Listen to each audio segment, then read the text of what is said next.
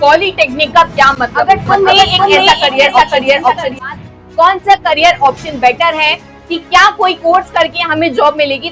तो सबसे पहले जानते हैं पॉलीटेक्निक का क्या मतलब होता है। नाम तो सबने सुना होता है, लेकिन क्या है इस नाम के पीछे? क्या सिर्फ ये एक डिप्लोमा कोर्स है या इसके पीछे छिपा है एक शानदार करियर का रास्ता? आइए चलिए जानते हैं कि पॉलीटेक्निक जो शब्द है वो किन शब्दों से मिलके बना हुआ है। वर्ड ब्रेकडाउन देखें तो पॉलीटेक्निक दो शब्दों से मिलके बना है बच्चों। पहला है पॉली एंड दूसरा है टेक्निक। पॉली का मतलब होता है बहुत सारे, कई, एंड टेक्निक का मतलब होता है टेक्निकल स्किल्स। यानी कि पॉलीटेक्निक एक ऐसा कोर्स है बच्चों जो केवल तुम्हें रट्टा नहीं सिखाता है, किताबों से पढ़ना नहीं सिखाता, बल्कि टेक्निकल स्किल्स में तुम्हें माहिर करता है। अगर तुम भी एक ऐसा करियर ऑप्शन चूज कर रहे हो जिसमें तुम्हें रियल लाइफ, प्रैक्टिकल लाइफ की नॉलेज चाहिए, मशीन्स कैसे वर्क करती हैं, इलेक्ट्रिकल सर्किट्स कैसे बनते हैं, कैसे आर्किटेक्चर स्ट्रक्चर्स बनती हैं, तो इन सब की नॉलेज तुम्हें किस कोर्स में मिलेगी? पॉलीटेक्निक में मिलेगी। क्वेश्चन जो बच्चों के दिमाग में आता है वो ये है कि क्या कोई कोर्स करके हमें जॉब मिलेगी? तो जी हाँ, उसका आंसर सही है। यहाँ जॉब रेडी बनाता है पॉलीटेक्निक। यहाँ तुम्हें स्किल बेस्ड ट्रेनिंग मिलती है, इंडस्ट्री रेडी बनाया जाता है, क्योंकि तुम केवल किताबों से पढ़ना नहीं सीखते, तुम सीखते हो मशीन्स पे काम करना, तुम सीखते हो डिजाइन करना। तुम ये सब चीजें जब सीखोगे तो जॉब तो तुम्हें मिलनी ही मिलनी है बच्चों। तो इससे क्या हुआ? इससे तुम्हारी जो 10th की कंफ्यूजन थी, जिसके लिए हमने ये वीडियो बनाया कि 10th की कंफ्यूजन कैसे खत्म करें, 10th के बाद कौन सा करियर ऑप्शन बेटर है, तो पॉलीटेक्निक एक बिल्कुल सही जवाब है। तो अगर हम सॉल्यूशंस की बात करें तो पॉलीटेक्निक बिल्कुल एक स्मार्ट चॉइस है फॉर द करियर ऑप्शन। इसके अलावा अगर तुम्हें अर्ली करियर स्टार्ट करना है, कई बारी तो क्या होता है, पॉलीटेक्निक का कोर्स करते करते ही बच्चों को जॉब्स जो है ऑफर कर दी जाती हैं, लेकिन बशर्ते तुम्हें उस कदर की मेहनत करनी पड़ेगी, एक प्रॉपर गाइडेंस की जरूरत पड़ेगी। तुमने मन बना ही लिया है पॉलीटेक्निक में एडमिशन का, तो तुम्हें तैयारी करनी होगी इसके एंट्रेंस एग्जाम की। और बताने की जरूरत नहीं है, एएस टेक्निक हमेशा से देता रहा है बेस्ट रिजल्ट। अगर लास्ट ईयर की बात करूं तो AIR1 जो निकला था, शुभ दीक्षित, वो एएस टेक्निक से ही निकले थे। तुम्हें पता है कि कहां से तैयारी करनी है, तुम्हें पता है कि बिलीव कहां करना है, क्योंकि एएस टेक्निक देता है हमेशा से बेस्ट रिजल्ट। तो इस सीरीज को फॉलो कीजिए, सारे आंसर्स तुम्हें यही मिलेंगे। स्कोप्स के बारे में बात करेंगे, जॉब्स के बारे में बात करेंगे, सारी ब्रांचेस के बारे में बात करेंगे। इतना ही नहीं, एंट्रेंस एग्जाम की तैयारी कैसे करनी है बच्चों, इस बारे में हम बात करेंगे। क्या स्ट्रेटेजी जो है फॉलो करनी है, और सारी एंट्रेंस एग्जाम की जो तैयारी है वो भी एएस टेक्निक पर करवाई जाएगी। अब हम बात करते हैं एग्जाम पैटर्न की। तो टोटल क्वेश्चन जो तुम्हारे सामने आएंगे बेटा 100 आएंगे, 100 मार्क, 100 क्वेश्चन आएंगे।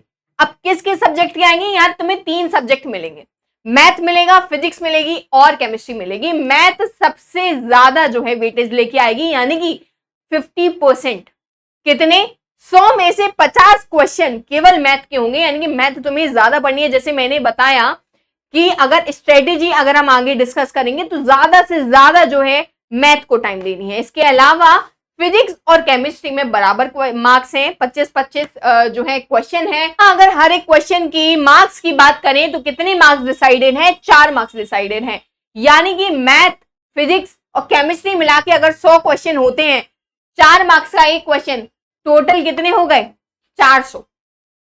अब कैसे तुम्हें ये 400 में से एटलीस्ट 300 के पार अचीव करने हैं, वो हम केवल कब बताएंगे? एएस टेक्निक में बताएंगे कि कैसे तैयारी करनी है, कितने घंटे देने हैं किस सब्जेक्ट को, कैसे तैयारी करनी है, पीवाईक्यू के बारे में, एमसीक्यू के बारे में, सिलेबस कैसे कंप्लीट करना है और सिलेबस कहां से कंप्लीट करना है। एएस टेक्निक लाएगा एंट्रेंस एग्जाम की पूरी तैयारी, जहां पीवाईक्यू से लेके एमसीक्यू से लेके डिटेल टॉपिक तुम्हें हर सब्जेक्ट के, मैथ हो, फिजिक्स हो, केमिस्ट्री हो, क्रिस्टल क्लियर डिटेल टॉपिक केवल एएस टेक्निक में मिलेंगे। तो हर दिन बच्चे तुम्हारे पास केवल 24 घंटे होते हैं, तो उसको ही हमें डिस्ट्रीब्यूट करना है हर एक सब्जेक्ट के लिए। तो तुम्हें सबसे पहले जो तुम्हारा मॉर्निंग का टाइम होता है बेटा, बहुत क्रूशियल होता है, वहां तुम्हारा दिमाग सबसे ज्यादा एक्टिव रहता है। अब मैथ तो ये है कि तुम्हें सारा दिन ही पढ़ना है, लेकिन सिलेक्शन कौन दिलाएगा? सिलेक्शन तुम्हारा दिलाएगा फिजिक्स एंड केमिस्ट्री। तो सुबह तुम स्टार्ट करोगे फिजिक्स से, 2 घंटे अगर तुमने फिजिक्स को दे दिए, उसके कॉन्सेप्ट तुमने पढ़ लिए, एएस टेक्निक में बिल्कुल लाइव क्लासेस चलेंगी, एंट्रेंस एग्जाम की तैयारी करवाई जाएगी। तो अब तुम खुद सोचो, 25 क्वेश्चन फिजिक्स से, 25 क्वेश्चन केमिस्ट्री से, हर एक क्वेश्चन जो है 4 मार्क्स का है। टोटल कितने मार्क्स मिल गए बेटा? यहाँ 200 मार्क्स तुम्हारे कहीं नहीं गए। अगर तुमने एएस टेक्निक से कॉन्सेप्ट अपने अच्छे से पढ़ लिए तो 200 मार्क्स तो यही मिल गए। गवर्नमेंट कॉलेज के लिए कितने मार्क्स चाहिए? 300 प्लस 100 नंबर तो तुम मैथ में ले आओगे, इतना तो तुम्हें पढ़ना पड़ेगा, है ना। सारा दिन पीवाईक्यू सॉल्व करने हैं, क्वेश्चन प्रैक्टिस करनी है। अब हम बात करेंगे कि हमने कॉन्सेप्ट तो पढ़ लिए, साथ में अब इवनिंग का टाइम हमारा जो है फ्री है। इवनिंग में हम क्या करेंगे? तुम्हारे जो तुमने सारे कॉन्सेप्ट पढ़े हैं उनके तुम करोगे एमसीक्यू सॉल्व, क्योंकि तुमने कॉन्सेप्ट पढ़ लिए, लेकिन अभी तुम्हें एमसीक्यू बताएंगे कि पेपर में, एग्जाम में कैसे क्वेश्चन आने वाले हैं। इससे तुम्हारे कॉन्सेप्ट बहुत ज्यादा सॉलिड हो जाएंगे, स्ट्रांग हो जाएंगे, गलतियां करने की जो गुंजाइश है वो खत्म हो जाएगी। पता चल जाएगा कि कैसे पीवाईक्यू में क्वेश्चन पूछे गए हैं, एग्जाम में किस पैटर्न पे क्वेश्चन पूछे जाते हैं, उनका पैटर्न क्या होता है, ये सब चीजों की जानकारी कहां से मिलेगी? ये 1 घंटे एमसीक्यू प्रैक्टिस से। तो इसको बिल्कुल स्किप मत करना। एमसीक्यू कैसे प्रैक्टिस करोगे? कुछ बुक्स होती हैं, इसके अलावा एएस टेक्निक में हम एमसीक्यू भी प्रैक्टिस करवाएंगे, यानी कि कॉन्सेप्ट का तुम्हारा डिटेल स्टडीज अलग चलेंगी। हर एक सब्जेक्ट की एमसीक्यू की क्लासेस भी तुम्हें केवल एएस टेक्निक पर ही मिलेगी। अब बात कर ली है दिन की और शाम की, लेकिन रात में क्या करोगे? रील्स स्क्रॉल करोगे क्या? बिल्कुल नहीं। रात में रिवीजन का टाइम है, यानी कि तुमने जो सुबह पढ़ा फिजिक्स में, जो केमिस्ट्री में पढ़ा, पीवाईक्यू सॉल्व किए, पेपर एनालिसिस किया, अब तुम्हारी कुछ गलतियां भी निकलेंगी, कुछ डाउट भी निकलेंगे। उसके लिए तुम्हें क्या करना है? मात्र 30 मिनट दे दो। डिनर के पहले या डिनर के बाद में, जब भी तुम्हें सुटेबल लगे, 30 मिनट दे दो। किसके लिए? सारा दिन में जो पढ़ा है उसके रिवीजन के लिए। इससे क्या हो जाएगा? दिमाग में एकदम फिक्स हो जाएंगी चीजें।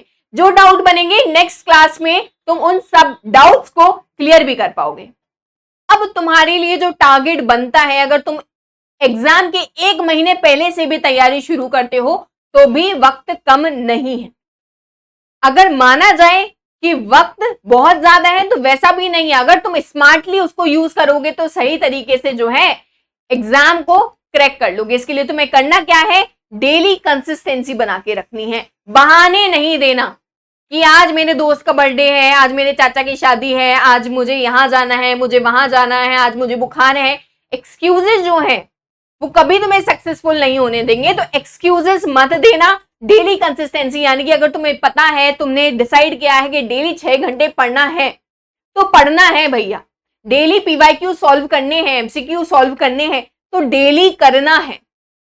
टाइम तुम अपने अकॉर्डिंग थोड़ा चेंज कर सकते हो कभी अगर जरूरत पड़े तब, वरना टाइम का भी तुम्हें प्रॉपर मेंटेन करके, शेड्यूल मेंटेन करके चलना है। यहां अब तुम्हारी तैयारी हो चुकी, तुमने रिवीजन कर लिया, तुमने एमसीक्यू भी सॉल्व कर लिए।